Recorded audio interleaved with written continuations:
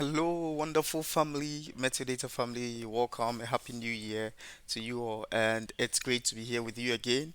And so, in the year 2023, we anticipate great things. We hope to learn more and apply our skill to greater things. I mean, if you're new here, don't forget to subscribe, be part of the family. And to our returning subscribers, we say we love you. We hope you're enjoying your stay here. And don't forget to leave your questions and comments in the comments section, and then the team will respond to you. All right, so we kick the year off with a Q&A session, and we had one question from Mohammed Musavi, who wanted to estimate the evapotranspiration using the Penman-Montieth model, and then this time applying it on the net CDF data sets. Okay, and so we kick that off with it. And so, I mean, if you need quite some info on the Penman-Montieth model, I mean, we just included this link here. I'll share the um, GitHub link with you, and then you can access it later if you need it.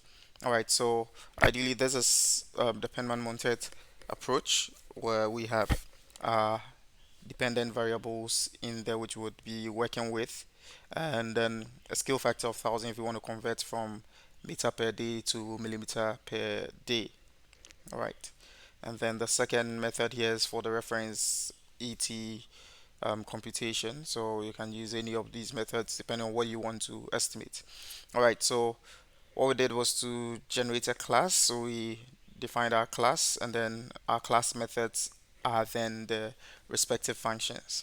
Okay. Bear in mind we can build a sort of self oriented class, but then what we did was just to define the class here and then build our methods as individual functions.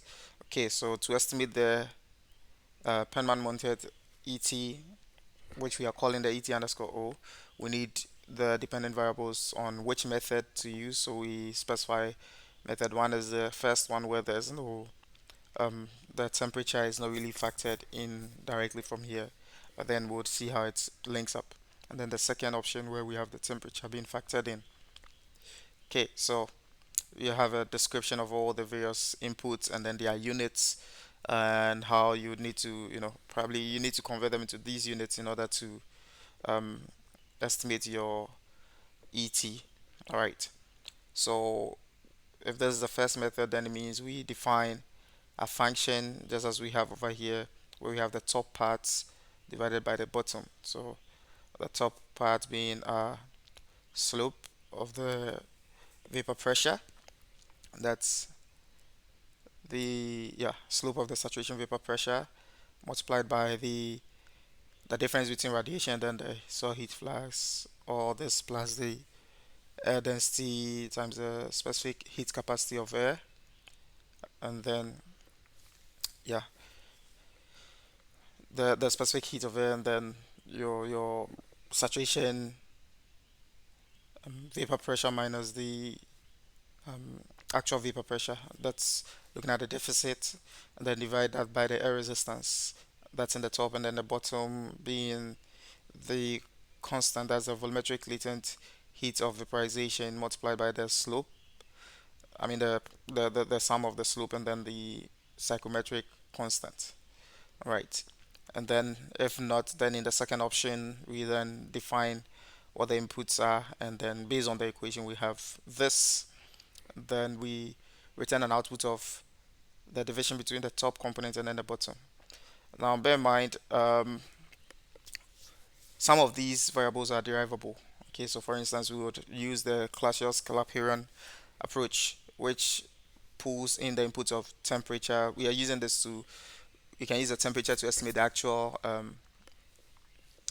to estimate the saturation, vapor pressure, and then the dew point to estimate the actual vapor pressure. So we pass inputs of T and TD, and then based on the function we have here, we estimate uh, vapor pressure, that's actual, and then the saturation vapor pressure, and then this returns the output of them.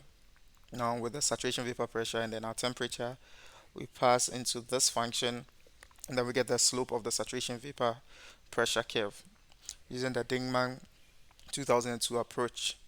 Okay, and then we also estimate air density based on the pressure, the temperature, and then the mixing ratio. So by passing them in here, and bear in mind, in this computation, the pressure is converted into Pascal.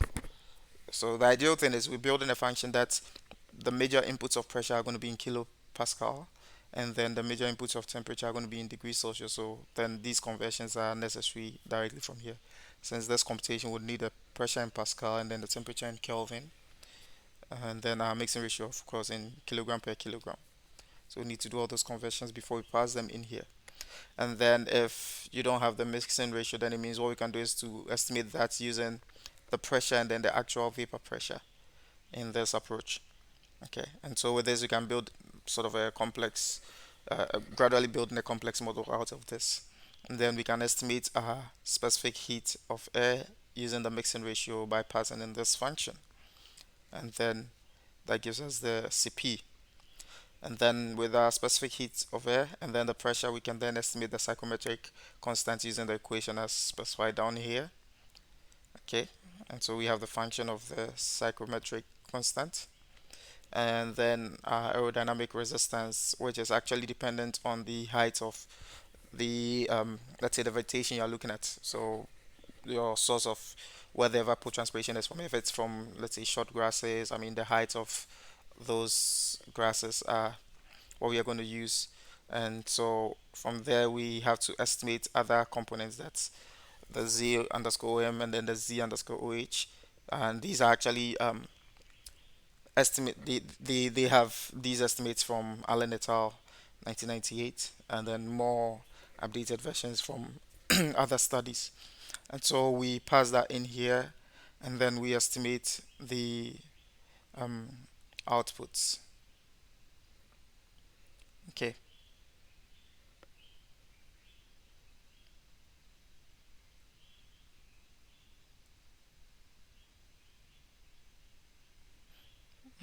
So for clarity, let's see when you come in here.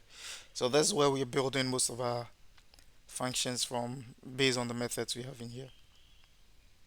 Okay, yeah, so that's a natural log, so then we are fine. So that's it.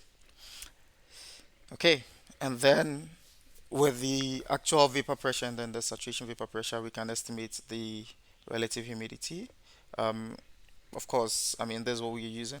But then that's because you're using the SVP approach. So you can specify the method you're using to estimate the RH.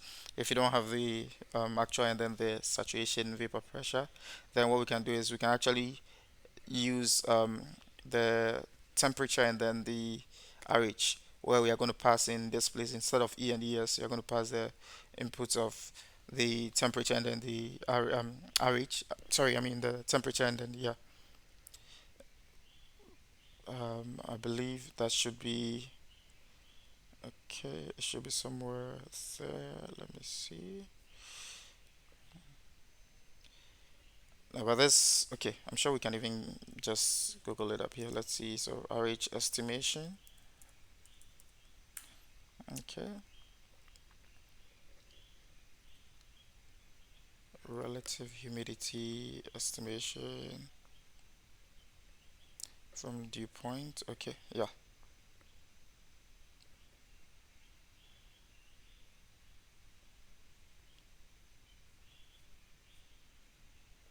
Oh no. Let's go back. Okay. So let's just modify this RH estimation from dew point. Okay, so that's it. So we have the temperature and then the dew point, and then this actually is the reverse computation, trying to estimate the dew points from the temperature and then the RH. So going back, that means we reverse the method, and then we would have this being a temperature and then a dew point, and then we pass them in, and then that also gives us the RH. So we have two different options we can use. Okay. All right, so now we build the class as well as its methods, and so we are going to apply that. So first we import xarray um, as xr. Matplotlib will be using to plot. Pandas, I'm not too sure I use that in here, but then at least pandas is to handle tabular data. NP for some of the numerical Python functionalities.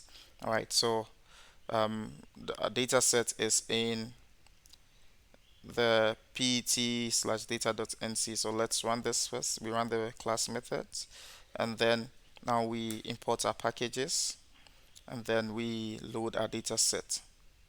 Okay, so the data is loaded. We have all the inputs. So our UNV, which will be estimating the wind speed from the dew point, the actual temperature, the net shortwave radiation, the net longwave radiation, surface pressure, and then there's sort of an estimate of the evaporation. Um, yes, so we first compute the net radiation, and then bear in mind we need to convert this into megajoules. So by default, I think so we can check df data.ssr. So by default, it's in joules per square meter. So we need to convert this into megajoules per square meter per day.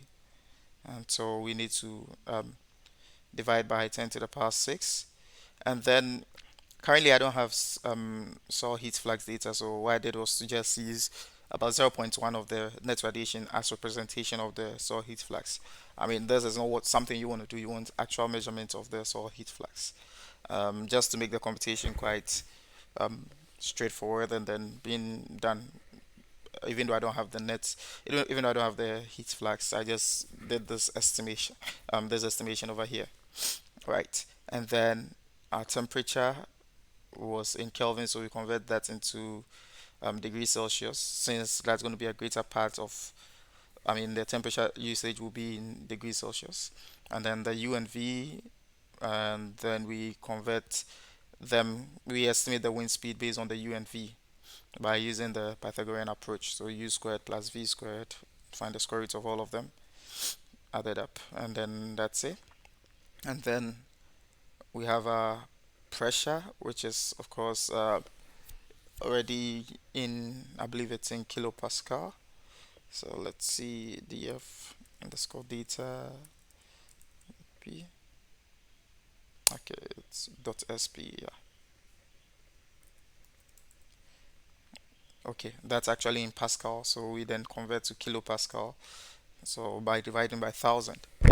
And then we convert the dew point also into degrees Celsius, and we estimate the actual vapor pressure and then saturation vapor pressure using a Clapeyron approach. And then bear in mind with this component, our temperature should be in Kelvin. So I mean, we would then have to convert these ones back to Kelvin. These are the only aspects, but then there's a reason why we did this conversion to degrees Celsius in the next lines we would see. But for the RH computation, they should be in um, Kelvin. So we run that component, and then it estimates RH, reads all the other input variables. And then we come to the class um, call again on the method et underscore o, and we specify the method we are using. That's the first method. That's a Penman-Montieth approach in the first method. We specify the input, so net radiation specified as Rn, which is from here. The soil heat flux as the G, temperature as the T, and then U squared here has to be the wind speed rather, not U. So it's supposed to be WS, which is the wind speed, and then the saturation vapor pressure specified as the ES, actual vapor pressure as the E, and then the slope, which is a computation of the slope, this time dependent on T, and then the saturation mixing ratio like we saw in the method, and here T is in degrees Celsius. And then we estimate our gamma also based on our P, and then the actual so first the gamma is the psychrometric constant dependent on the CP, which is already also dependent on the mixing ratio computation, where of course the mixing ratio will take in the inputs of the pressure and then the actual vapor pressure. Yeah. And then from there we get our air resistance computation, where we assume that the height of our um, feature, which is in this case could be grass or whatever, is just 2 meters. So we specify the same 2 meters. So the height of measuring the moisture is 2 meters. I mean, all the other heat components and the rest also 2 meters, and then we specify all the other inputs. And then we estimate our air density as shown here, estimate RCP as given here, and then with that we are good to go. So this should give us the ET estimates.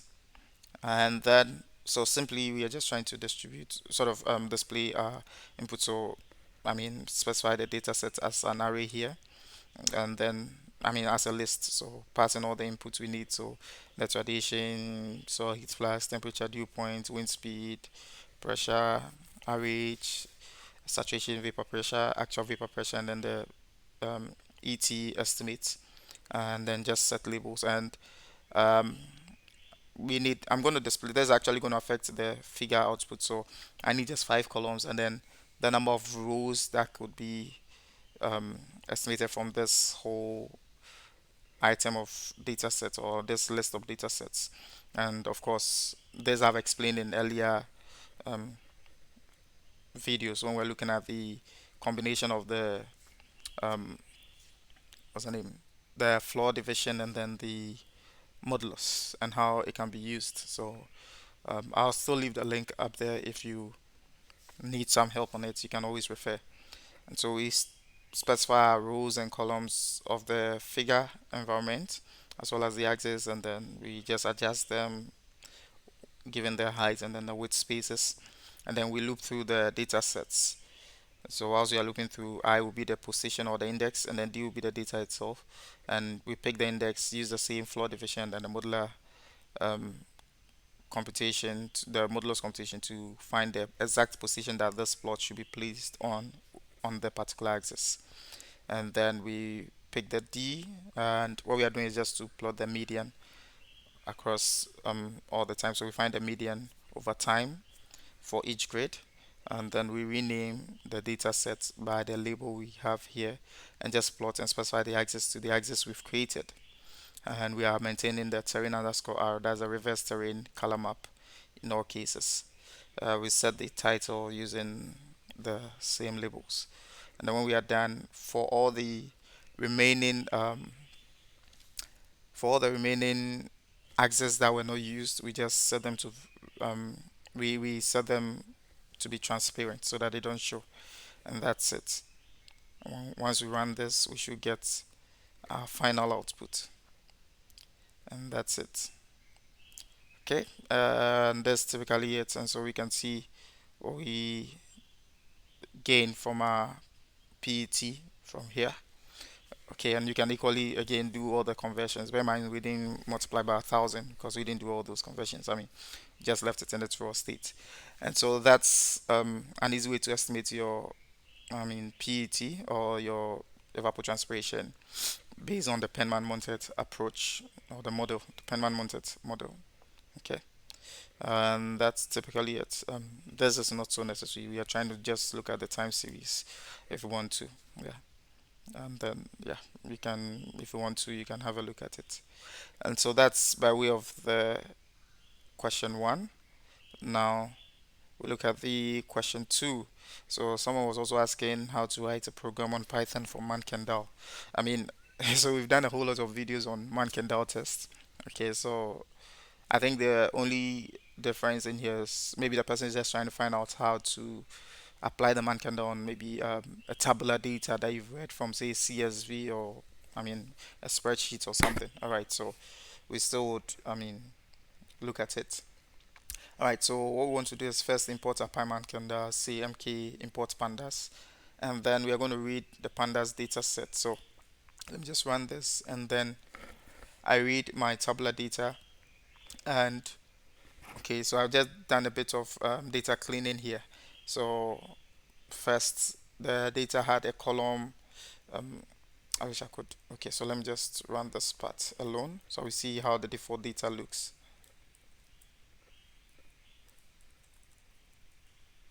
Okay, so that's how the data looks. So we have to let go of this column. We need to specify this as the years, not just PRE. And these are, individual monthly precipitation data sets. And we need to clear off this row of none. So what we did first was we picked the PRE, drop the none in the PRE alone, and then convert all of them into integers, and then later convert them as strings to make them readable as date times. And then when we did that, we passed that to the column year, which was a new column we created. And then we dropped the PRE and then the unnamed 13 along the axis one, which is along the respective columns, and then they were dropped. And then when we're done, we dropped the nuns. Okay, and we now set the year, that the new column of year, which is what we formatted up here as the index, and that leaves us with the final data, which is the clean data in this format. Okay, now we are done. Now if I'm just applying the MK test on a single column, I can just call that single column, say df tabular data.january, and just find the mk dot say original test. There are multiple tests you can apply from the mk. So if we do this, it gives us all the MK statistics. That's the trend, whether there's any trend in it, the H, the p-value, your z statistic, and all that, the sense slope, and then the other components. All right. But then if you are going to apply that on the entire column, what we can do is we just pick the whole data frame. So df tabular underscore data, and then we apply. We are applying just mk.original test on all of them. So once we do this, we'll have a new data frame containing all the various inputs. So we have the trend in that same order, just as we saw all the particular elements. So we have the same thing as a data frame for the respective columns. Okay, and that's typically one way we can do it. Now, what if you are applying it to a spatial data? So what we can do is, let's say we've imported xarray, and then we are reading our rainfall.nc data set. And bear in mind, this rainfall data set we've seen multiple times. Its unit was in kilogram per meter square per second, so we had to convert this to millimeter per day, and so we multiply by the number of seconds in sort of a day to do the conversion. And so then we have a precipitation data set as such. Now what we are going to do is we call our xarray.apply underscore ufunc, which is to apply the function over a particular data. So the function we are applying is, we are making use of the same lambda expression. Bear in mind, if I just apply the mk.original test, it's not producing just one item. It produces sort of description of items. Okay, so you have the slope, the trend, all the items we saw. Okay, so it wouldn't work like the way we had the pandas creating a data frame of these ones. So one approach is to convert your data into a data frame and then do that if that's what you want. Or the next approach is to use the lambda expression, which of course we've treated how to deal with lambda expression. So if you have a challenge with that, you can always refer back to, our early Vlogmas series that details out how to use the lambda expression. So we call lambda, and then we pass another dummy argument x, and then for each of these x, we are going to find the original test of the x. And our emphasis here is we are only interested in, say, the slope. Whatever you're interested in, you just put that here, and then that also works. And then we are applying this lambda expression on this data set. So our data set, to make this run easily, I just selected 2 years. So slice the time from 2001 to 2002 and apply this function on just that of the data array rainfall. And then we need to specify input core dimension. So now we are applying this function across a certain dimension. So in here, that's the input dimension. So my input dimension here is the time. And bear in mind, there's just one dummy argument, just x. So I'm dealing with just the time component of just an individual, say, data set or data array. Yes. And then because this data array is also multi-dimensional, it has longitude, latitude, and then time. Now I'm trying to say that this function being applied on the data array along this dimension should be sort of vectorized. So it's applied grade by grade, treated as vectors. All right, and that's typically what we do here. And then once we run this, we can get our output of the slopes for every grade. And you can see that this has reduced across the time. Okay, giving us longitude, latitude estimates of all these slopes. Of course, if you're interested in visualizing, you can always just add a dot plot to see what your output is. Okay, and that's typically it. You can always do some extra cleaning to the output. All right, so this is where we end today's session. Don't forget to leave your comments if you have any, and then any questions you can always ask them here. And if you are new, don't forget to subscribe, be part of the family, and let's learn and grow together. Do leave a like, share within your network, and let's have others who are working in this field, who have people in their network also working in this field, be on board so that we can all grow together. I wish you a happy new year once again. On behalf of the team, MeteoData, would like to say thanks for sticking and staying with us, and do have a wonderful year. Bye bye.